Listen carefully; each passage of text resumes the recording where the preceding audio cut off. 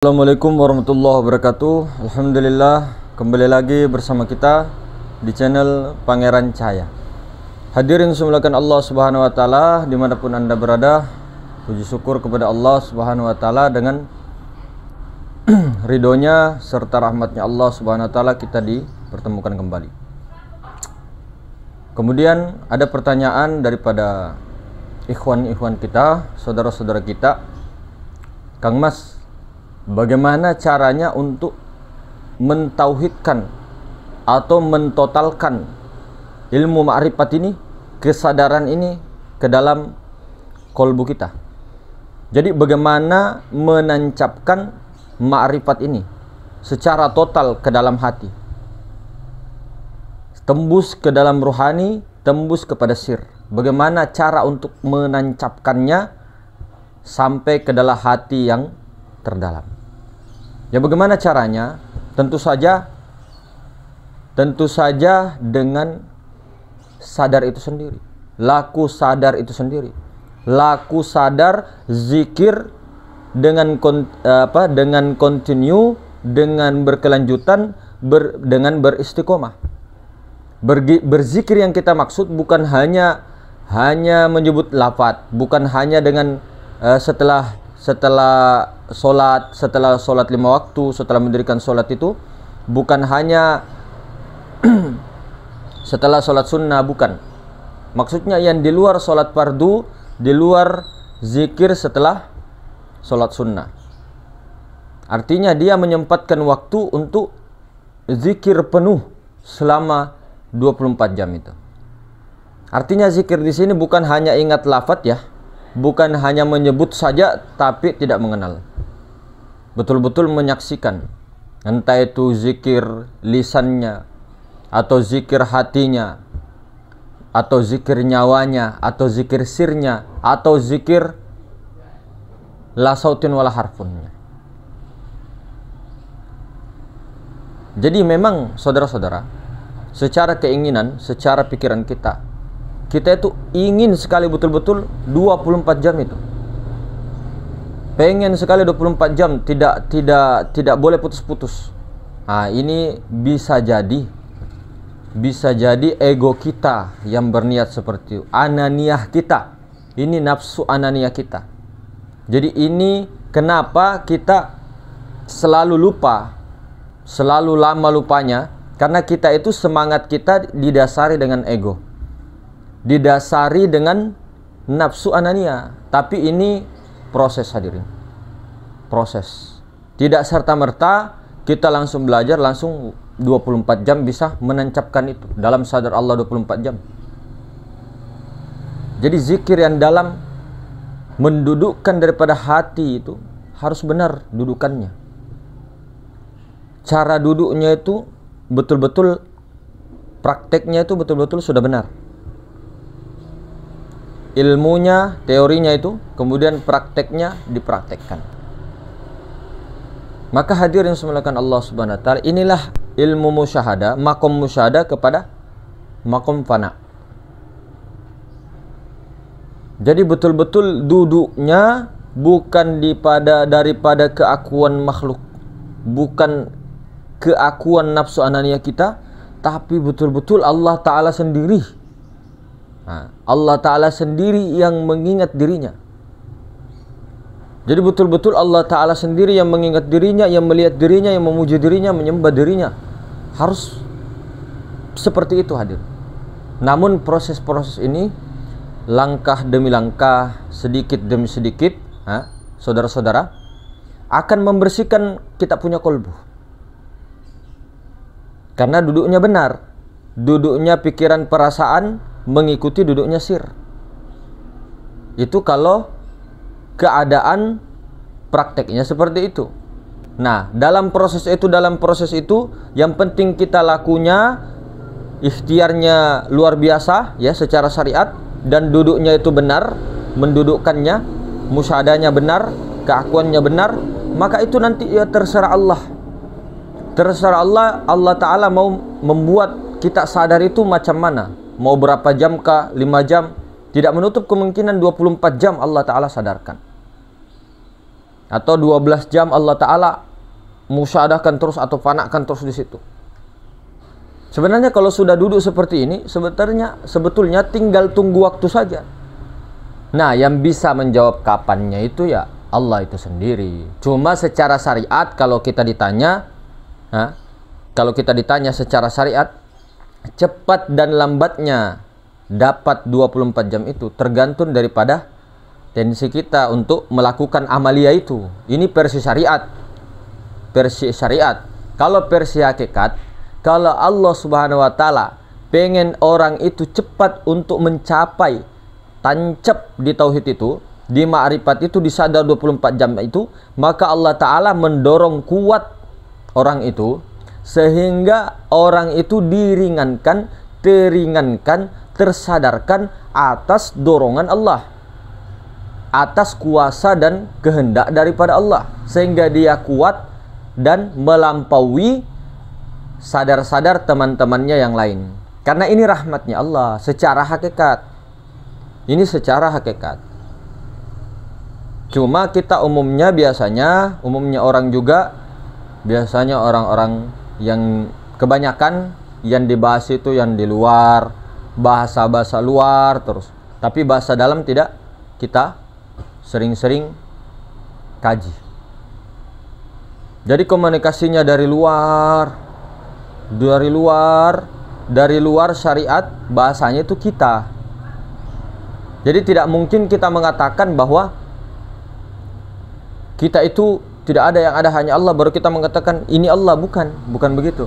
Jadi ketika berbicara syariat, kelihatannya kita yang berikhtiar, kelihatannya kita yang berzikir, kelihatannya kita yang melihat, namun pada hakikatnya ilmu ke dalam itu Allah Ta'ala yang menghendakinya, yang mendorongnya, yang memperjalankannya. Karena kalau tidak didorong oleh yang batin jasad ini, maka itu mogok hadirin.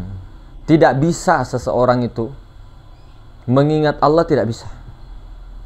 Tidak bisa seseorang berzikir, baik dalam lisannya menggerakkan dia punya zikir, hatinya, kolbunya itu tidak bisa dia berzikir kalau bukan Allah Ta'ala yang menghendaki itu. Itu dalam hakikat. Dan bahkan makrifat yang sebenarnya Allah Ta'ala itu sendiri yang mengingat dirinya, memuji dirinya.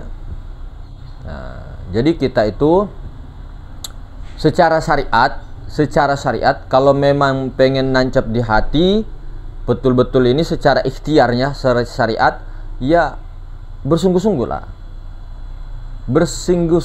dalam kesadaran, senantiasa sadar Allah, senantiasa amal-amal ma'rifat, senantiasa mengingat Allah secara syariat. Jadi tidak hanya setelah sholat kita astagfirullahaladzim, la ilaha illallah. Tidak hanya setelah mendirikan sholat 5 waktu baru berzikir. Tapi ada zikir khusus yang dia miliki, baik itu dalam berdiri, dalam berjalan, dalam duduk, dalam sepi-sepi, dalam keramaian. Dia senantiasa sadar Allah di situ. Nah, nanti kalau sudah duduknya benar seperti itu, maka tinggal tunggu hadirin. Tinggal tunggu Allah Subhanahu wa Ta'ala mau memberikan warid itu, mau 1 jam kah, 2 jam kah, itu sudah syukur sekali. Jangankan 1 jam, 1 menit saja syukur benar. Kalau syukur benar dan diistiqomahkan begitu secara syariat, continue terus, istiqomah terus, maka itu akan masuk nanti ke latifatul rabbaniyahnya Allah Subhanahu wa Ta'ala, sehingga sadarnya itu ditambah lagi oleh Allah bahkan sampai 24 jam. Bahkan sampai 24 jam kalau Allah menghendaki secara hakikat. Namun secara syariat ikhtiarnya dikuatkan supaya jebol kita punya kotoran-kotoran. Supaya apa? Ketika melihat anjing, hewan, babi dan hewan itu bukan hewan-hewan yang diperhatikan, tapi Allah Ta'ala yang diperhatikan, bukan hewannya, bukan bentuknya. Kenapa kita tidak melihat? Kenapa kita buta? Karena hati kita itu masih kotor. Hati kita itu masih najis. Kok najib? Hati kita itu belum ini, apa namanya kalau bahasa Jawanya itu masih dablek. Itu istilah-istilah, masih terhijab. Nah, jadi itu adalah istilah-istilah. Itu untuk mengekspresikan bahwa hati ini, kolbu ini belum connect kepada Allah. Kalau hati sudah jernih, efek daripada sadar atau zikir yang benar, maka bening, kosong betul-betul dari makhluk ini, maka bukan makhluknya lagi yang dilihat. Nah, jadi yang dilihat itu bukan anjing, bukan babi, tapi yang dilihat Allah. Bukan melihat sosok atau apapun benda-benda itu terus mengatakan Allah, bukan itu. Jadi Allah itu apa sih? Allah itu perbendaraan yang tersembunyi, tapi dia tersembunyi di dalam terang, lebih terang daripada matahari. Cuma bagi orang-orang yang buta seperti kita, misal tidak melihat nyatanya Allah, wujudnya Allah, maka zikirnya itu seperti hampa, saudara. Tidak mungkin zikir kita bisa benar terus, bisa continue terus, istiqomah, kalau betul-betul tidak menyaksikan Allah Ta'ala. Harus disaksikan. Jadi supaya ketika melihat apa-apa, sesuatu itu bukan sesuatunya yang dilihat. Karena kenapa? Masih dablek hati kita, masih kotor hati kita, masih kotor sekali, masih betul kotor-kotor. Terus bagaimana Ustadz? Salah ke Ustadz? Ini mau dikatakan salah jangan. Artinya bilang saja proses. Nah, itu bahasa agak adem. Tapi kalau bahasa kasar itu, bahasa kasarnya, ya salah kamu, kotor hati kamu. Nah, itu kalau mursyid-mursyid yang galak ya, guru-guru yang galak. Tapi kalau yang saudara-saudara, kita mengatakan proses. Kalau Syekh Abdul Qadir Jalani dipanggil memang ayyuhal juhala, wahai orang-orang yang bodoh. Itu Syekh Abdul Qadir Jalani dalam beberapa kitabnya melihat potongan orang-orang yang belum bertauhid total, belum bermakrifat, belum menyaksikan Allah, buta hatinya. Ya ayyuhal juhala, wahai orang-orang yang bodoh. Itu ditelan mentah-mentah itu sama Syekh Abdul Qadir Al-Jilani. Itu tujuannya bukan negatif, hadirin. Sekedar biar apa? Ketika ketika ada penyampaian begitu daripada wali kutubul ghaus, sultan aulia, supaya didengar, supaya menjadi muhasabah. Itulah yang maksudnya Syekh Abdul Qadir Al-Jilani, bukan memarahi. Tidak mungkin wali Allah itu tidak punya sifat kasih sayang. Bahkan kasih sayangnya wali Allah Subhanahu wa taala itu lebih jauh daripada apa yang kita pikirkan. Lebih jauh. Sama dengan Allah Subhanahu wa taala, tidak pernah itu Allah membenci hambanya, itu tidak pernah sebenarnya. Itu kata-kata istilah, aku benci dan sebagainya. Tapi kita tidak tahu apa di balik itu semua sebenarnya. Tidak pernah tuh Allah membenci hambanya, itu tidak pernah. Siapapun manusianya, siapapun umatnya, tidak pernah. Maka hadirin semuliakan Allah Subhanahu wa taala, jadi tidak ada amaliyah-amaliyah lain yang bisa menancapkan ma'rifat, ilmu tauhid, selain daripada sadar kepada Allah. Kesimpulan 30 juz Al-Quran itu kesimpulannya zikir. Tauhid itu ya zikir hakikatnya, ikhlas itu zikir hakikatnya, sholat itu zikir hakikatnya. Jadi untuk menyampaikan, menghubungkan hati itu untuk terhubung kepada Allah.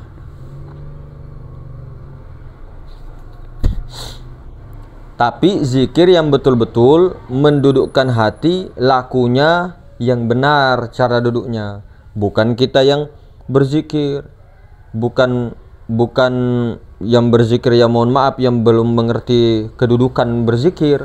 Nah, itu nanti relatifnya susah perjalanan hatinya menuju kepada Allah, karena duduknya itu belum ideal, duduknya belum benar ketika berzikir itu. Jadi kita betul-betul perhatikan, saudaraku, ketika berzikir tuh. Jadi zikir yang paling enak, artinya yang paling gampang, ketika kita sudah menemukan yang bernama Allah itu. sudah musyahadah kepada Allah, melihat berhadap-hadapan dengan Allah secara syariat seperti berhadapan, tapi Allah Ta'ala sendiri melihat dirinya, melihat zatnya sendiri, melihat wajahnya sendiri. Wajah itu bukan berbentuk, Allah Ta'ala sendiri yang melihat dirinya. Jadi kalau sudah itu enak nantinya, susah untuk lupa lama itu, karena terang sekali Allah Ta'ala. Kemana-mana ada Allah, ke WC ada Allah, kamar mandi ada Allah. Kemudian untuk berzikir kepada Allah Subhanahu wa taala, untuk mengingat Allah Subhanahu wa taala tidak terbatasi ruang dan waktu. Tidak ada istilah saya ini lagi haid, saya lagi nifas, atau saya lagi di kamar mandi BAB misal, atau kencing, mohon maaf, terbatasi untuk sadar Allah. Oh tidak, tidak ada istilahnya orang haid atau nifas itu untuk dilarang berzikir dalam hatinya, kecuali dalam WC, dalam kamar mandi itu, kemudian kita itu menjaharkan, itu kurang adab. Nah, kurang adab saja. Tapi dalam hati sadar Allah, itu tidak ada mengatakan jangan berzikir di dalam WC, dalam hatimu tidak ada. Sama dengan mengatakan jangan engkau berzikir ketika kau haid. Sementara Allah itu tidak pernah membatasi waktu. Ketemu Allah itu 24 jam dalam keadaan apapun. Dalam keadaan haid tadi, dalam keadaan nifas tadi. Nah, inilah salahnya kita, salah keliru dalam efek-efeknya mengaji fikih yang tidak kita pertanyakan lagi. Salahnya di situ. Oh, saya kalau sudah haid, nifas, itu tidak bisa lagi untuk berzikir ketika haid, nifas, junub dan sebagainya, ya toh? Atau kalau orang-orang tua itu badannya itu berlumuran darah atau najis atau junub, kemudian tidak bisa lagi sadar Allah.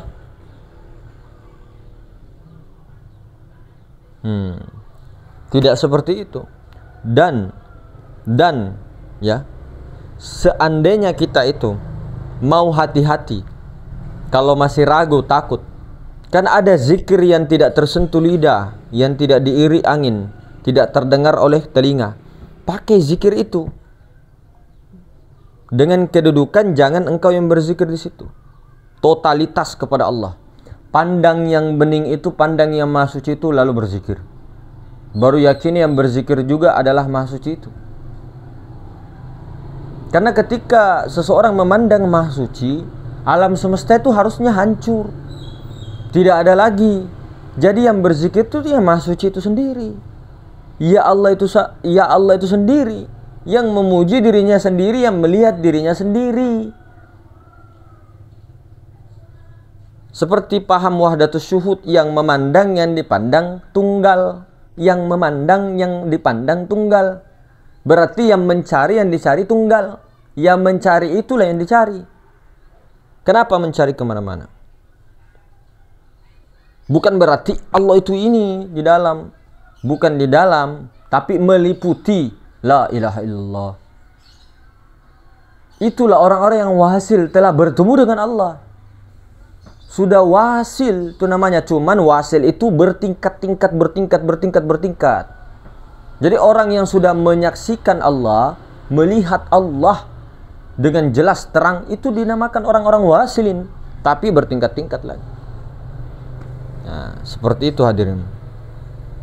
Jadi kita itu untuk meningkatkan daripada totalitas itu, jangan pakai ego, jangan pakai nafsu ananiyah kita, tetap ikhtiar dengan mujahadah, lalu pasrah, hasbunallah ni'mal wakil kepada Allah.